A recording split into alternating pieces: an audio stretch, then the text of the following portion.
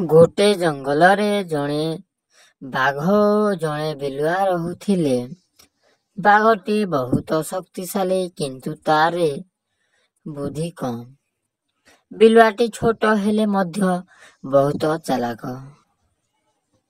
ଦିନେ ବାଘଟି ବିଲୁଆକୁ କହିଲା, ତୁମେ ମୋ ସହିତ ରହ, ମୁଁ ତୁମକୁ ଶିକାର କରିବା ଉପାୟ ଶିଖାଇବି। ବିଲୁଆ ହସିକି କହିଲା, ଭଲ, କିନ୍ତୁ ମଧ୍ୟ ମୋର କିଛି କଳା କହିଦେବି। ସେମାନେ ଦୁଇଜଣ ମିଶିକି ଜଙ୍ଗଲରେ ଘୁରୁଥିଲେ।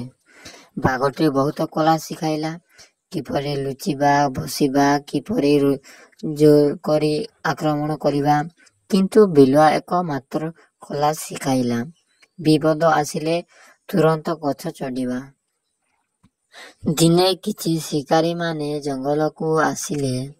ବାଘ ଓ ବିଲୁଆକୁ ଦେଖି ସେମାନେ ଜାଲ ପୋତିଲେ।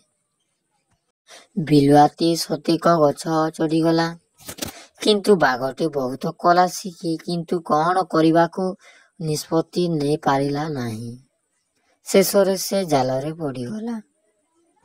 ଗଛରୁ ବିଲୁଆ କହିଲା, ଦେଖ, ମୋର ଏକ କଳା ତୁମର ସେସବୁ କଳାଠାରୁ ଶ୍ରେଷ୍ଠ।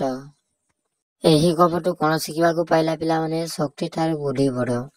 ଅଧିକ କଳା ଜାଣିଲେ ମଧ୍ୟ ସମୟରେ ସଠିକ ବ୍ୟବହାର କରିବାକୁ ନ ପାରିଲେ କାମ ଆସେନି।